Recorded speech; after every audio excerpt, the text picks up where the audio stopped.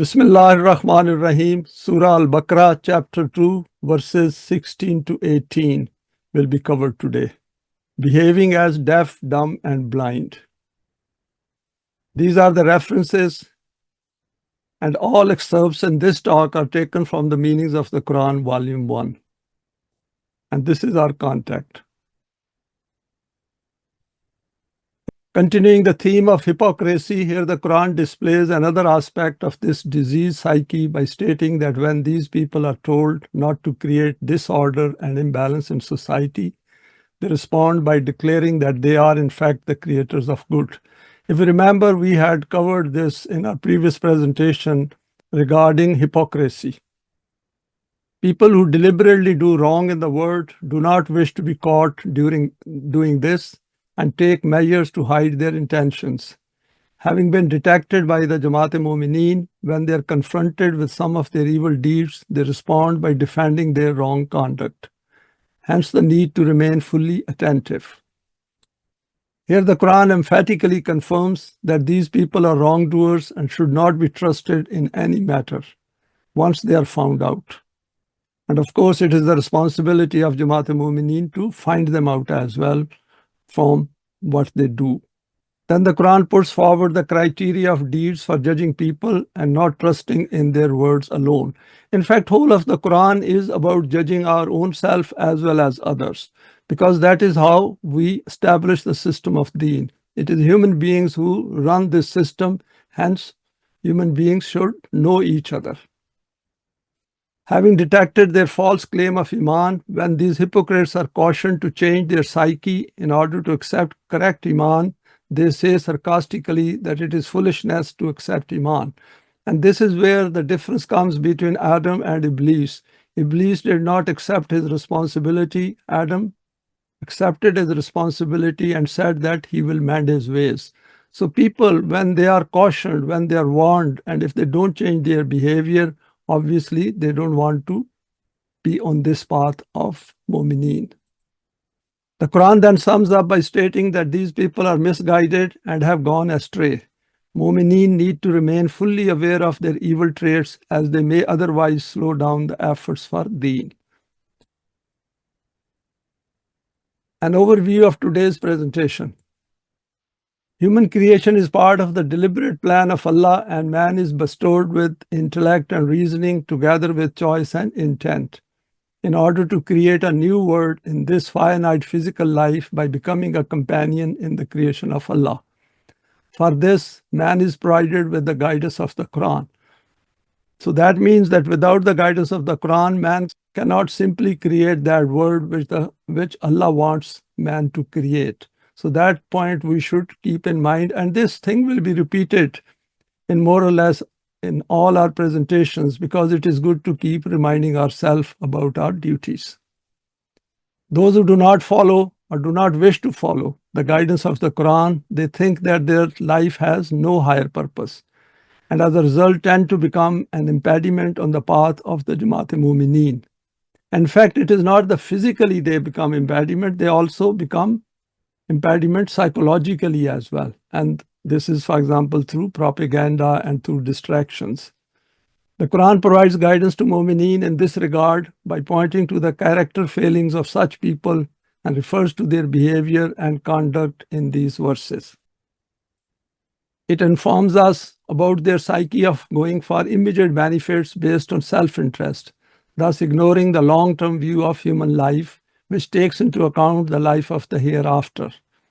Here, it points to the effects of following the path of Kufr and Munafqat, which lead to becoming deaf, dumb, and blind, which means that such people cannot benefit from the self-development put forward by the Quran, for which they need to use their intellect and reasoning. The Quran illustrates this aspect of the human psyche by citing metaphors from human experiences in the world, and we will go through one metaphor today. Schematic, the word of 2024 and desire to create a new world under deen. What I've done over here is I have shown two photos of planet Earth and I've tried to make an effort to make us understand that what kind of a world do we want from the world of 2024. The world of 2024, and the question we should ask is, am I happy with this world? And the question could be no or yes. If it is yes, then of course Quran will play no role in it. If no, then look for an alternative. And why should we look for an alternative? Because this is a man-made laws, limited choices, and no hereafter. In the world in which we live, nobody talks of the hereafter, and that means hereafter as a choice totally disappears. And no one talks of the Quran as a system of deen. Life lived under relative values, and we know all those relative values which we see being displayed in today's world. For example, divide and rule. Similarly, for example, might is right, and everyone talks about their own interests. There are different laws in all countries of the world. That means one human being traveling from one part of the world to the next part is subjected to different laws, and that is gross injustice against human being. There is no respect and dignity for individual human beings. So those kind of values we should look at and analyze them, and then see that whether we accept this world or not. Then there are differences among individuals and countries. A very important point, human beings have some kind of dissonances within themselves, and these differences cannot disappear without the help of the Wahi of Allah, that is the Quran. Discrimination, all kinds of discriminations exist in today's world, like based on race, color, gender, nationality, religion, languages, and you name it. It includes culture as well, and rituals, and all kinds of problems human beings have, right from top to bottom or bottom to the top. Fear plus grief plus uncertainty exists in world 2024. And in fact, in today's environment, it is so thick that each one can feel it if they use their intellect and reasoning a bit. Wars and conflicts, these are everywhere. Some are visible, some are invisible. Poverty plus slavery. And when we talk of slavery, it is of all kind of slavery. Physical might have disappeared in its abject form, but in its quasi form, it exists everywhere. And now, anyone who rejects this kind of word, then what he can do is, the Quran calls it Taghuti system. And we talked about it in our last presentation. Rejecting Taghuti system after recognizing it, and then accepting Iman in Allah. And it's a big choice, lofty choice. We are having Iman in Allah based on His concept given in the Quran, and then we will see how the change occurs within our own self. The Quranic choice for mankind. And facing this choice, now this is what I've done over here with this black arrow, facing resistance and opposition from Kufr, Munafqat, Shirk, Kazab, so that we should keep in mind that all these forces will oppose it. Because over here we said yes and no. Those who accept this life or world of 2024, they are going to resist those who reject this Taghuti system. Now this is another model, creating a new world based on deen. Iman in Allah plus hereafter, and that is where it starts. And we know that is where the Quran starts, that this is a guidance for those who are muttaqi and who are Momineen. Self-development under permanent values. There is no self-development over here, because all these people who are happy with this world, they think life will end with death. But over here, self-development is part of the system of deen. Then is direct rule of Allah via the Quran. Over here, there are man-made laws. Over here, these will be the laws of Allah, and which are based on the permanent values, which do not change. Then is Rububiyat as a system. Then is higher aim of life. That is, the aim over here is to create a new life within each one of us. And that is the difference over here. That over here, people think there is no self and they cannot create any other life within themselves. But over here, Quran says, no, you can create another life, and that is the purpose of your creation, to create another life within your own self. Freedom from fear and grief, and that is the hallmark of the system of deen. And then Quran says, وَأَشْرَقَتِ الْأَرْضُ بِنُورِ رَبِّهَا وَوُضِعَ الْكِتَابُ. And that will be the time the earth will shine with the nur of its Rabb. That is, Rububiyat will start taking shape. And what this Rububiyat will be, it will be based on the book, that is the Quran. Now let us go to the first verse of today's presentation, verse 16. Only the guidance of the Quran can lead us to a profitable commerce. أولئك الذين اشتروا الضلالة بالهدى فما ربحت تجارتهم وما كانوا مهتدين. These people consider themselves to be very intelligent, that by deceiving others they accrue unlawful benefits and are content with their commerce is very profitable. Because when people follow a certain path of life deliberately as part of their need and desire, then they always are convinced that this is the path for them, and that is the state without the Quran. But in the case of those who follow the Quran, then they check it with the Quran that whether this path is compatible with the values of the Quran or not. The reality is that there is no one as ignorant as them, because they have traded the correct path of life for the wrong path. This commerce of theirs can never prove to be profitable, because it is based on relative values. It is based on shifting sand, because they can never reach the intended destination of life by treading on the wrong path. Self-development should form part of the human outlook. This verse needs to be understood within the context of the system of Deen. Within the man-made system, people who are the beneficiaries of the system will not ponder on it. And even those who have accepted Iman will need to bring the aspect of self-development into it, with a view to understanding what the Quran has stated here. Next point is, if people are beneficiaries of man-made systems and are not looking for guidance, then when the message of the Quran is shared with them, they do not feel the need to accept this guidance. Why should they? Because they are not looking for it. Only those human beings become attracted to the guidance of the Quran who are dissatisfied with the man-made systems. And for that, they need to reflect beyond the benefits they accrue from these systems.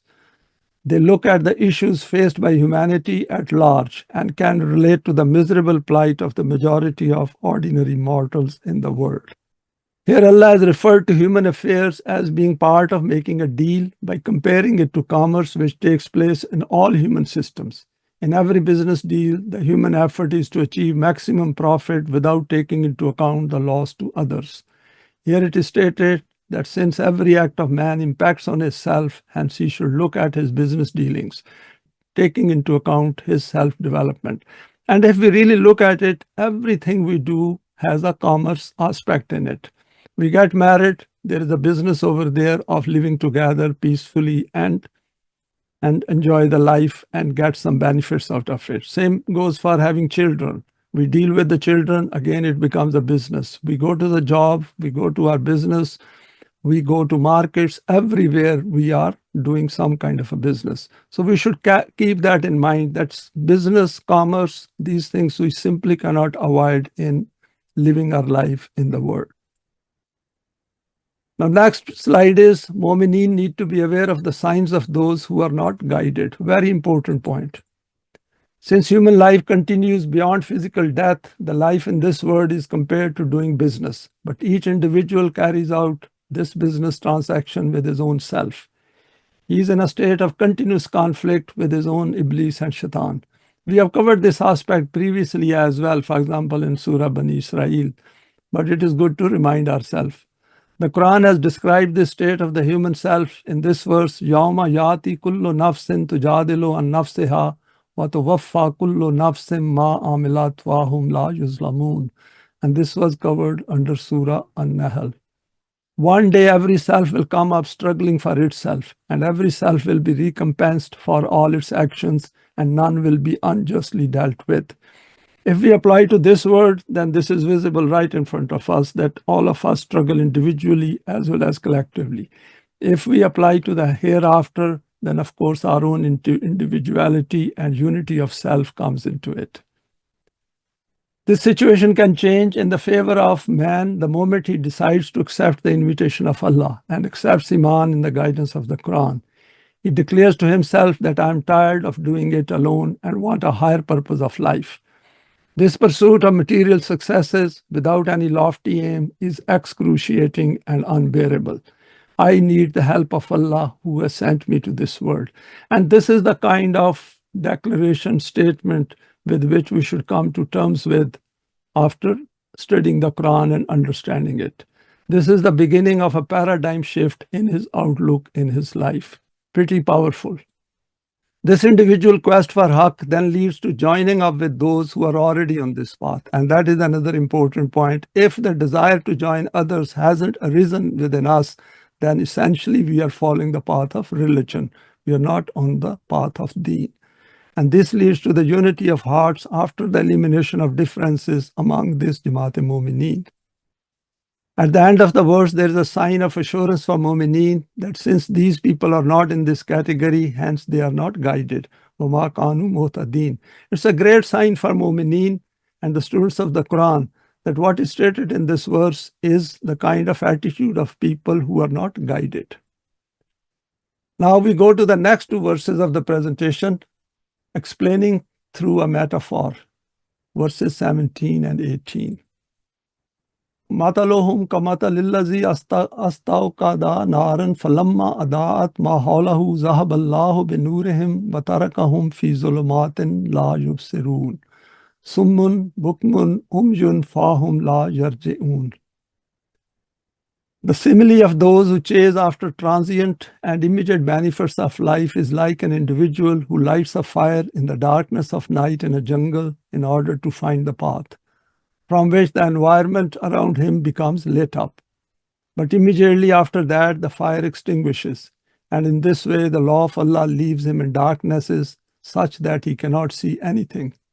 In other words, though the adornments of immediate benefits may dazzle the eyes once, after that such a darkness descends that in this, not only does the eyesight become useless, all paths of thinking and reasoning also become obstructed. And man becomes deaf, dumb, and blind, i.e., devoid of intellect and reasoning. And by being overwhelmed by emotions, he becomes deprived of the ability to distinguish between profit and loss. And no further possibility remains for him to return to the correct path.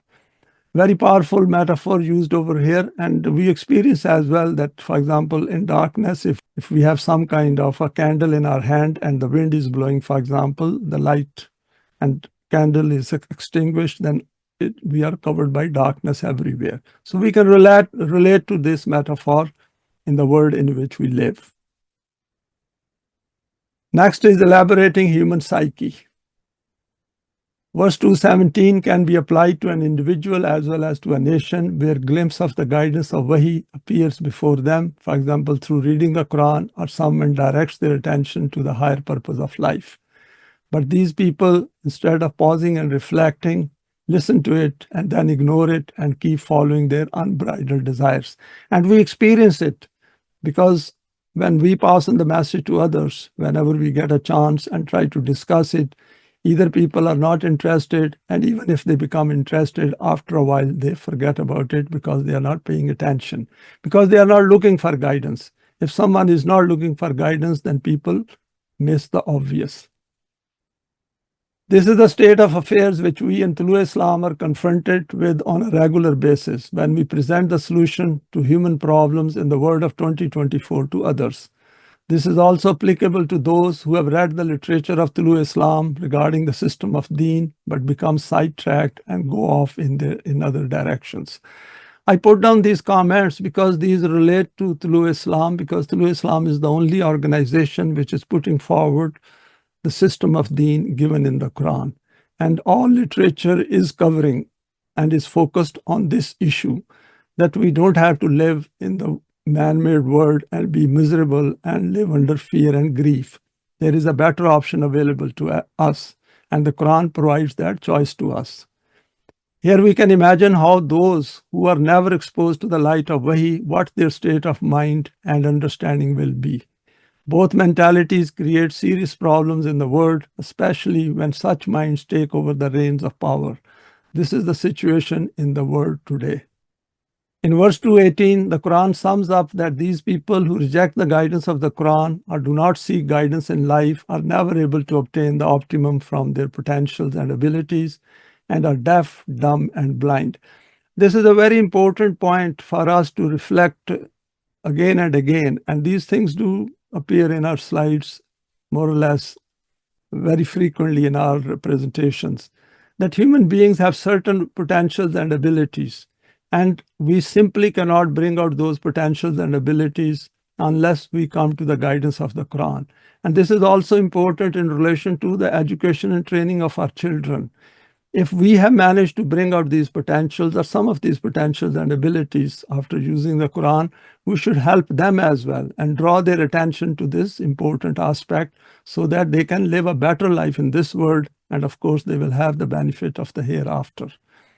We are bestowed with intellectual and reasoning potentials, and if we do not use these to create a new life within us, then essentially we have lived at an animalistic level according to the Quran. That is, it's an evidence-based fact, because that is the way we will behave. Our behavior will be exactly the way the Quran points to those people who are not guided. We will now expand these aspects further. Next slide is explanations taken from the meanings of the Quran, Volume 1. I thought just to put it over here as a heading so that we are reminded and we can always go back to this volume and have a look ourselves. There is far more in it because I've only taken some relevant excerpts from that. In verse 216, 2 points have been described as outcomes. Firstly, that those people, whether they are kuffar or hypocrites who wish to journey on the path of life without accepting Iman in the truths of Wahi, they cannot discover the correct path to reach the intended destination of humanity. And we can go back to this verse 16 in our previous presentation.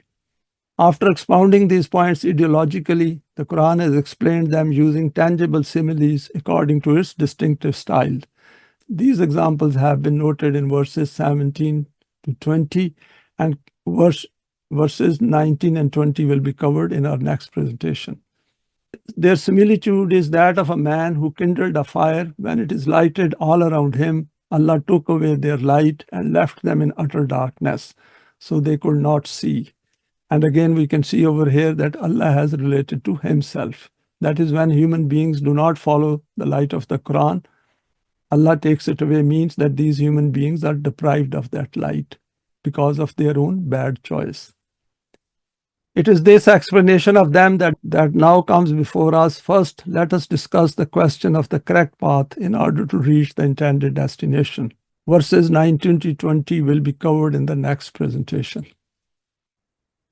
Next slide is continuing fundamentals of human existence.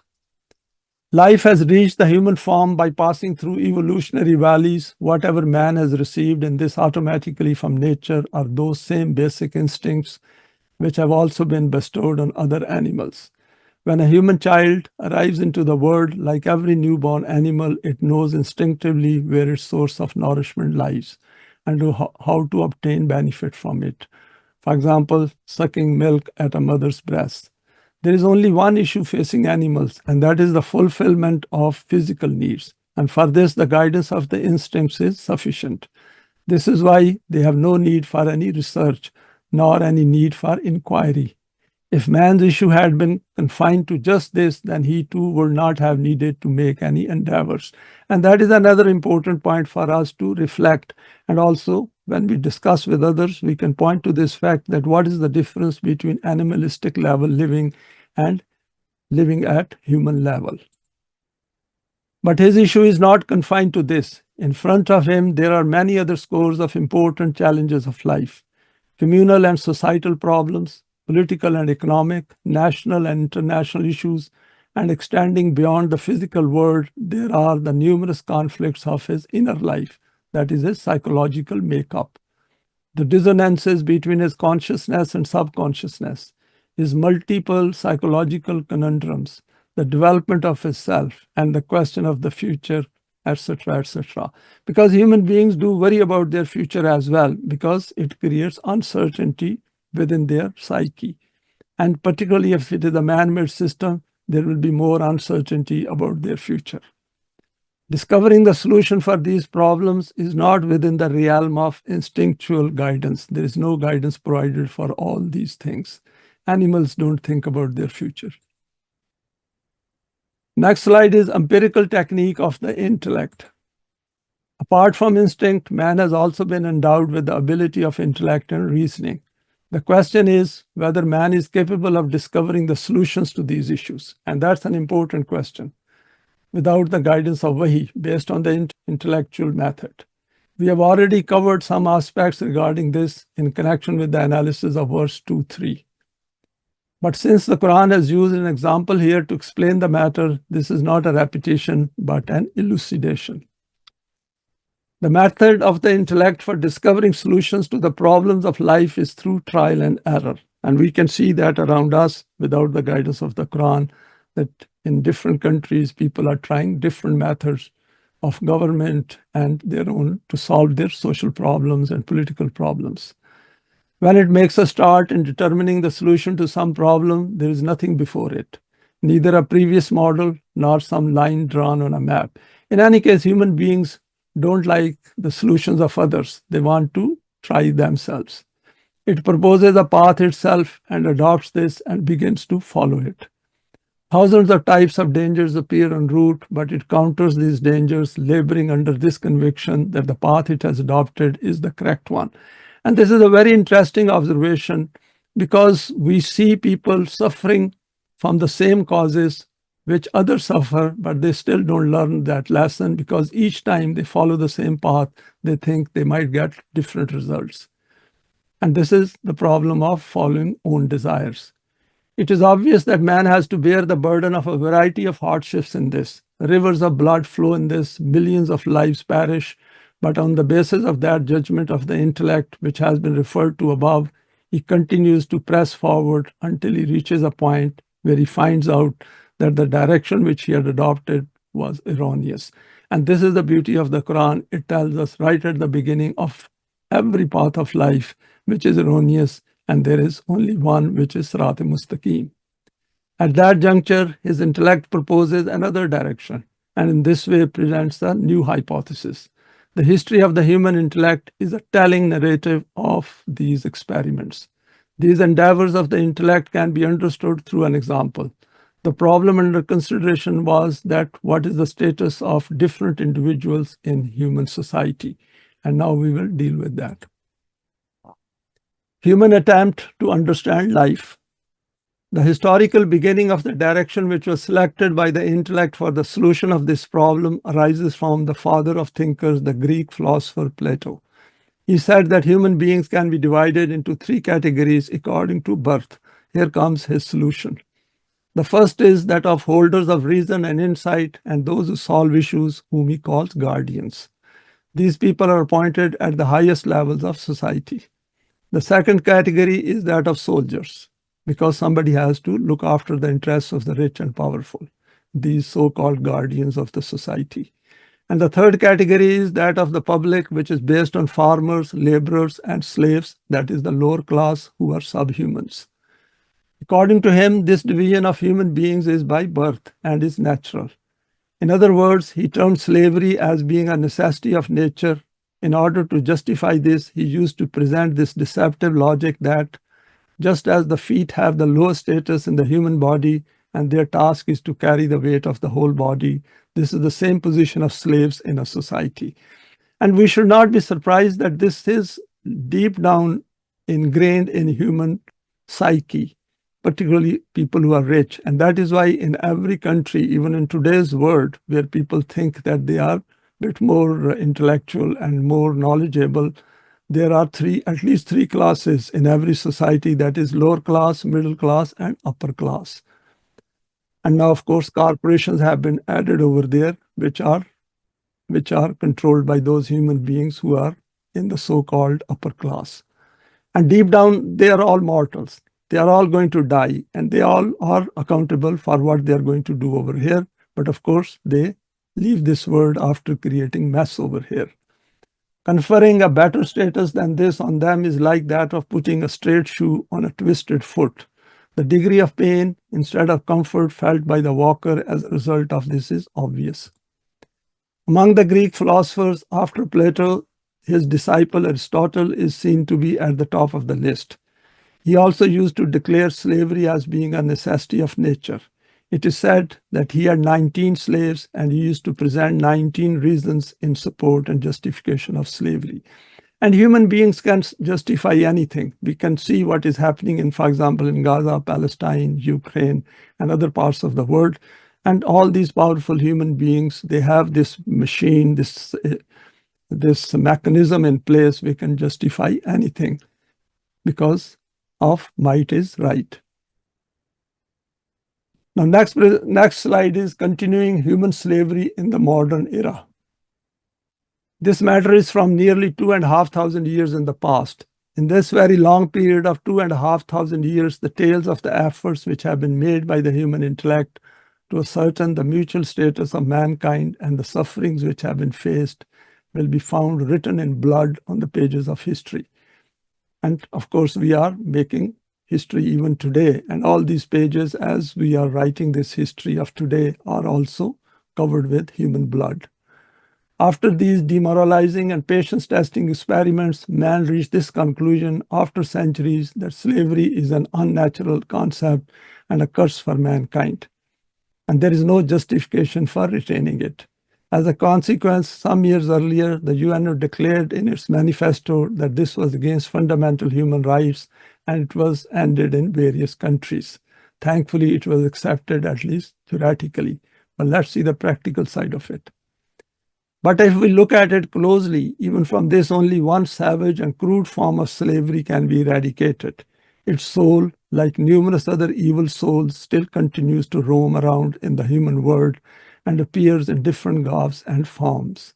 And we can go to any of underdeveloped countries and we see how the servants are treated over there.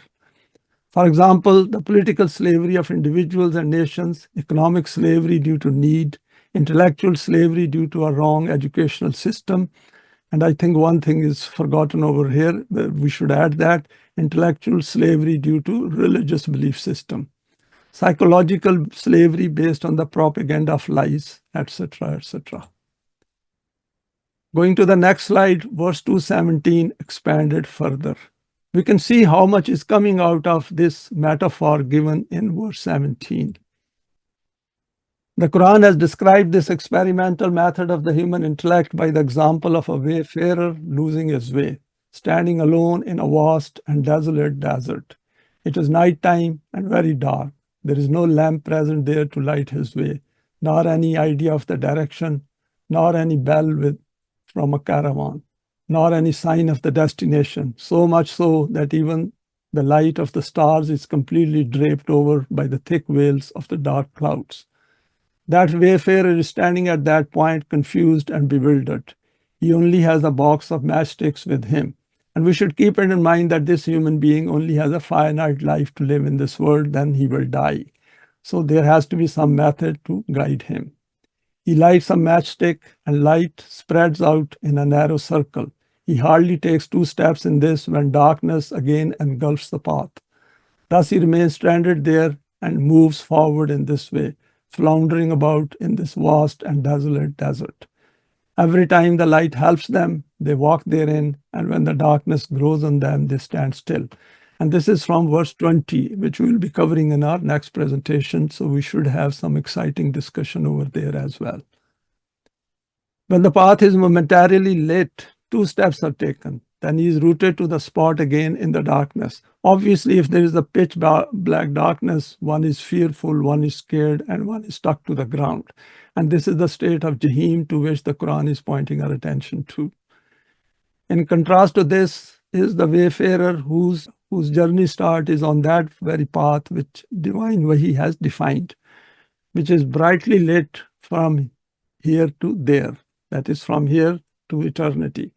That traveler keeps treading this route with this firm conviction and contentment that his every step is taking him ever closer to his objective, and there is no doubt or suspicion in his reaching there.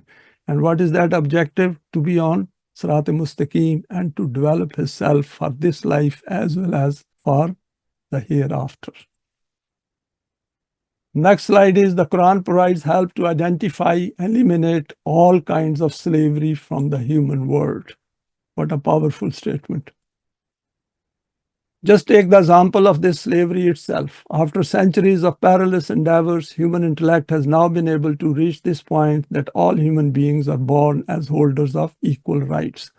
Allah's Wahi proclaimed right from the first day that we have honored the children of Adam. And it's very easy to find out.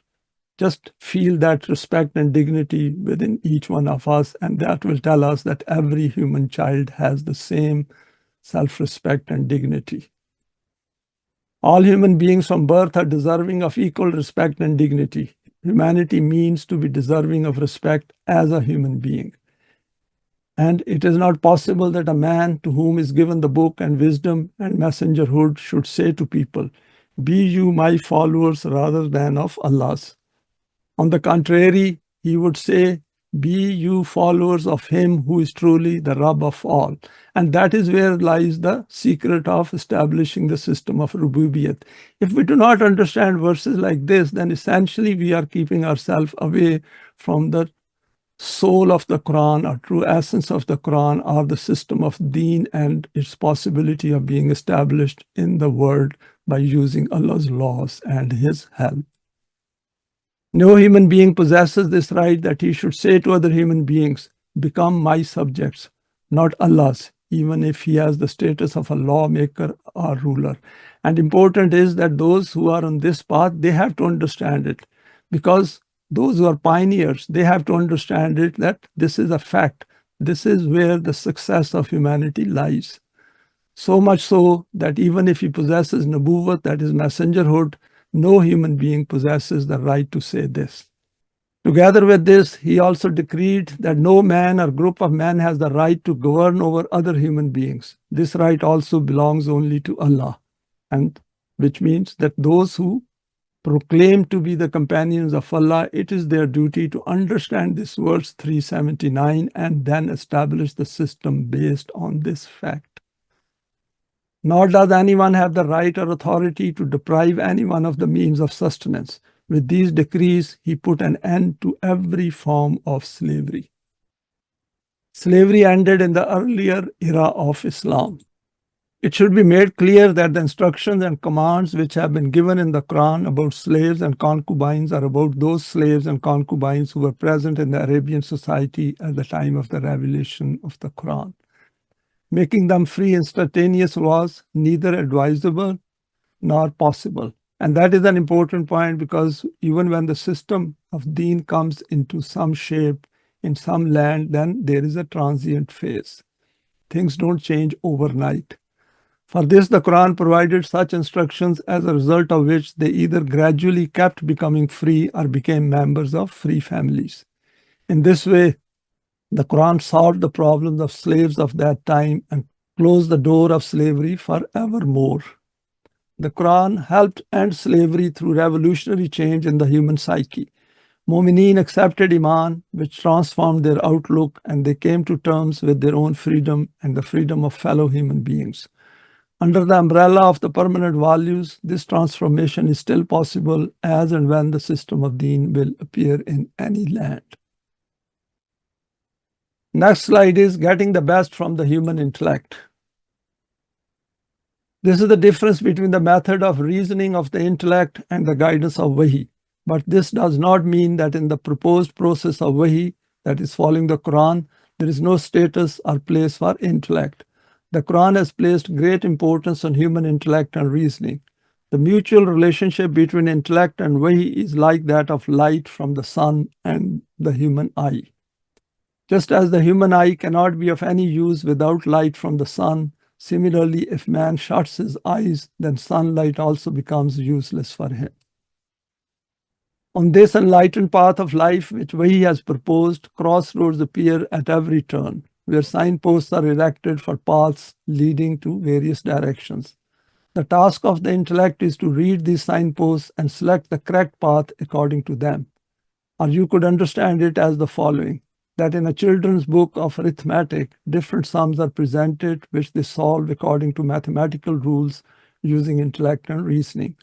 Then they compare their solution with the answer which is given at the end of the book. If their solution is in accordance with the answer, the child becomes contented that he has solved the sum correctly. Just think that if a child is in possession of such a book in which the section containing sums is present, but the section containing answers is missing, then you can imagine the uncertainty he will suffer from after solving a sum regarding whether it is right or wrong.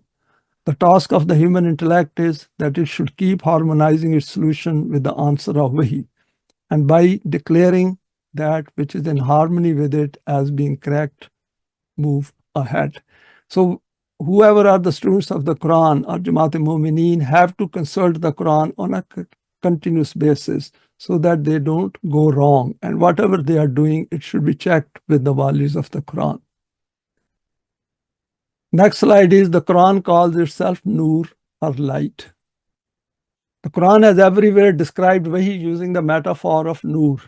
And where that Nur is absent, it has termed this as being Zulmat. And Zulmat is a plural of Zulmat, which means darkness. It has stated that regarding the Momineen, Allah will, from the depths of darkness, He will lead them forth into light. And that means our default position is darkness. Without the guidance of the Quran, human beings are living under darkness, and all these darknesses have different forms. These are numerous. Contrary to this, rebellious elements take the kuffar from the direction of light into darkness. It is based on this that He has declared the Quran as being Nur, a book which we have revealed unto you in order that you might lead mankind out of the depths of darkness into light. In using the word zulmat for darkness, two important points have been brought before us. The meaning of zulmat is the absence of light, i.e., light not being present at a location which should have remained illuminated. And see how big advantage students of the Quran have, that now they know what light is and they can identify all kinds of darknesses in the world which exist within human psyche and also in the outer world. And when we are discussing these things with others, we should draw to this fact. And in fact, we should know a lot of examples where we can point to them. All those issues about which human beings complain every day in their daily conversations, all these are about these zulmat, these darknesses. Have you observed what a great reality is hidden in this one basic meaning? The things of the universe and animals did not require external light. Their guidance is provided by their instinct, which exists within them from birth. Hence, it is not stated about them that they are in zulmat, although they do not have the light of the Wahi sent down from Allah. Important point noted over here, and we can see that a sheep doesn't need the light of Wahi of Allah because it will always remain the same sheep from beginning to the end. There is no possibility of self-development. The place for the Wahi sent down by Allah is the human world, because such light has not been kept within a human being.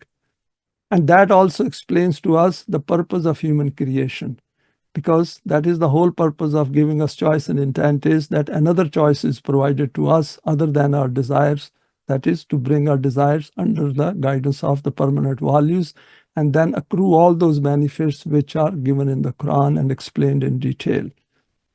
If society deprives itself of the light of Wahi, then it will be said about it that where there should have been light, there is none.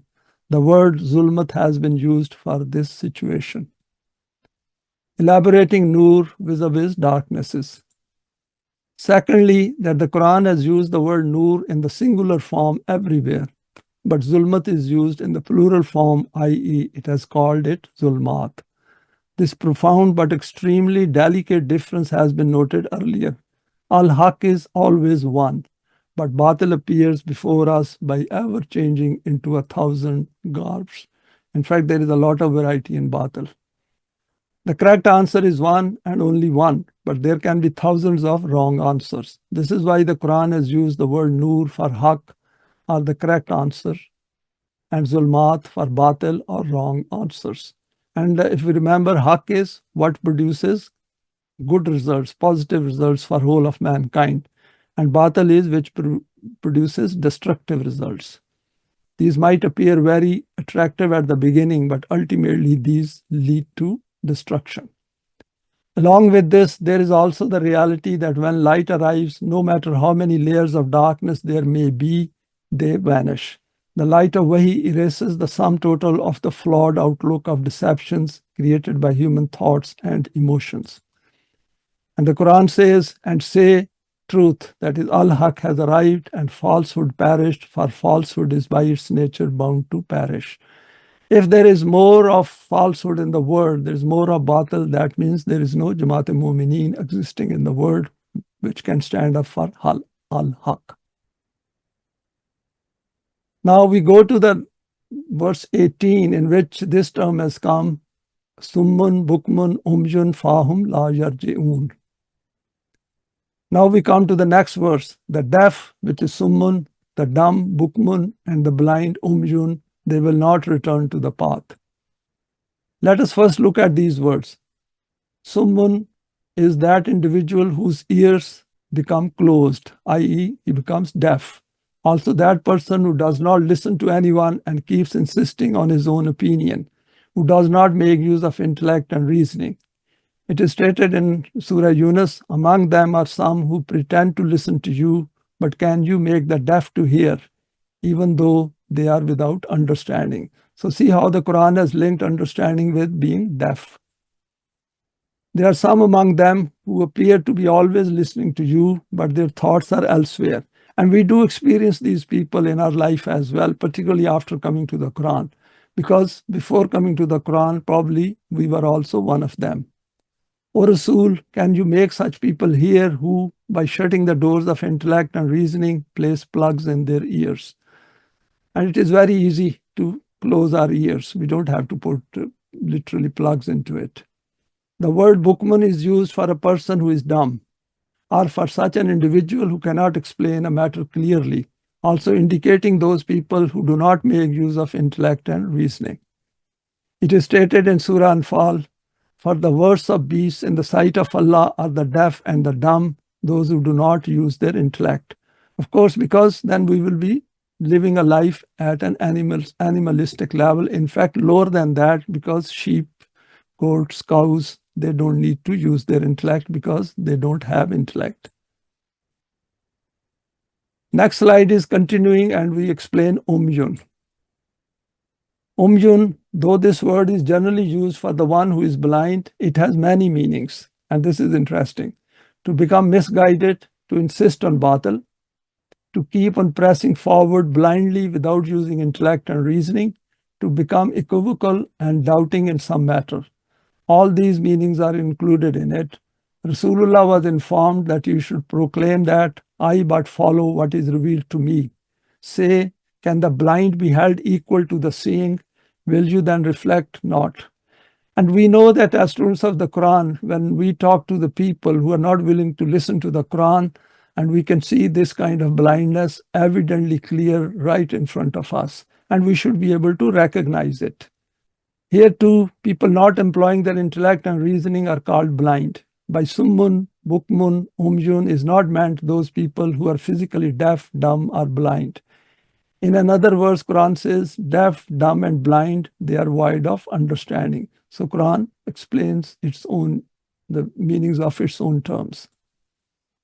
When it is stated in the verse that when those people, by losing the lamp of Wahi, stumbled around in their self-created darknesses, they are deaf, dumb, and blind. And this is in reference to the previous verse, that is verse 17. They have hearts wherewith they understand not, eyes wherewith they see not, ears wherewith they hear not. It's worth looking at this verse once again.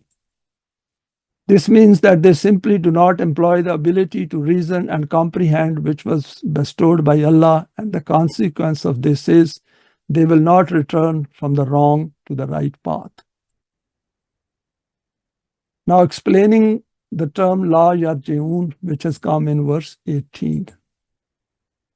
The word Rajun also contains many meanings, and its erroneous meaning, which is commonly prevalent among us, is the cause for creating misguidedness. And we know that if somebody dies, people say, Inna lillahi wa inna ilaihi raji'un. It's worth looking at this verse in Surah Al-Baqarah, and look at the verses before and after, and we will be very clear about its context. And it is actually about going back to laws of Allah while we are striving on this path of deen in this world. It has nothing to do with the dead. But at this point, we do not wish to delve into its details.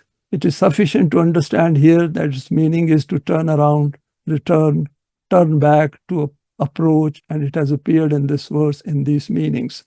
Just word over here that one can say it doesn't make any difference if we say these verses just to console others.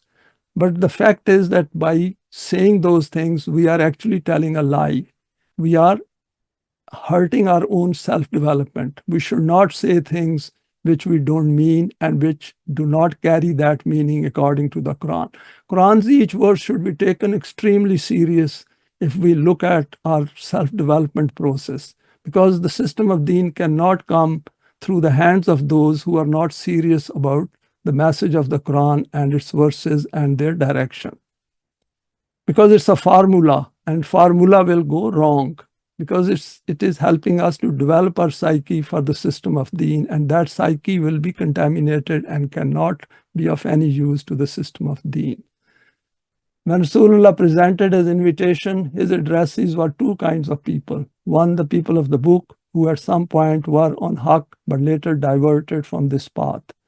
They were asked to return to this same al-haqq which was given to you by your anbiya, but which you let go to waste. When they used to spurn this, they would be asked, why do you not return towards haqq?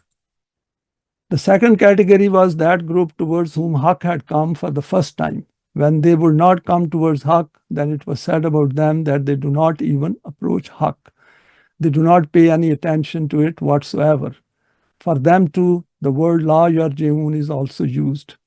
That is, they do not come to the path of the Quran. And as a result, of course, implicit within it is that they are creating these problems for the solution of which the Quran has been revealed. So it becomes very serious. Overall, this should be understood as different people having adopted different wrong paths. An individual standing at a crossroads, rather a four-way intersection, is calling out, saying that the paths on which you are treading, these cannot take you to the correct destination. Come back to this spot, I will inform you which is the correct path. If they do not retrace their steps, then the term la yarji'un will be used for them too. In any case, the purpose of this is that people are treading on the wrong path. The Quran is calling out to them over and over to come here. I will guide you to the correct path. But they do not consider its invitation and bidding as being worthy of their attention, and keep on heedlessly pressing forward like the blind, deaf, and dumb. And this is the cause for the word of 2024, because there is hardly anyone who is willing to tread on the path of the Quran. Finally, Allah leaves the choice to man. The planet Earth is handed over to mankind, where individually and collectively people can make their choices and then live by the consequences of their choices during their finite physical stay in the world. This is an important part which I have found that very few people stop and reflect, that our life over here is finite. We are going to leave this world at some point in time. And that should increase the desire to search the solution of our problems. And when Quran points our attention to this, then we should pay attention to it. And it is free. The use of our intellect is totally free. In fact, our vision expands, our consciousness expands, and we start to live a better life with a better thinking. In following their unbridled desires, human beings have only one choice, i.e., to live under the man-made system. That's it. However, since man has also been given choice and intent, hence Allah sent down His Wahi as guidance and thus provided another choice to man in case he rejects the fasad and bloodshed created by man-made systems. This is available in the Quran, preserved and protected for all times. The Quran provided all possible answers arising in man's mind during his finite stay on the planet, and Allah also offered help in case man decides to follow the path proposed by Him in the book. Allah has invited man to become His companion in case he wishes to replace the man-made systems with the system of deen. But in order to become companion of Allah, then we have to help him. That is why Quran says, Tansurullaha yansurukum. If you help Allah, then he will help you. That is, his laws are always there to help you. So there is no point in supplicating to Allah for the things which we can do in the world and pick up the courage, acquire that psyche which can understand the system of deen, and then come together and strive on this path together. For this, man as part of the Jamaat Momineen needs to enter into a business deal with Allah. And we have gone through this verse of Surah Tawbah. To sell their life and possessions back to Allah, and He will in return make him understand the procedure and process of establishing deen from the Quran. I put down this in bracket back because all these possessions and life is given to us, bestowed by Allah in the first place. All He has done is to give us choice and intent in order to recognize all these things and then come back to Him and follow His laws and then see how the inner self develops, how the inner self grows into a new life. This Jamaat will have the help of Allah, that is His laws, and this will be available 24/7 as long as it follows the defined path. So the initiative lies with all of us. Thanks for your time and for sharing this today. Please feel free to share it with your contacts. You may like to subscribe for future talks related to the Quranic system of Deen. Thank you.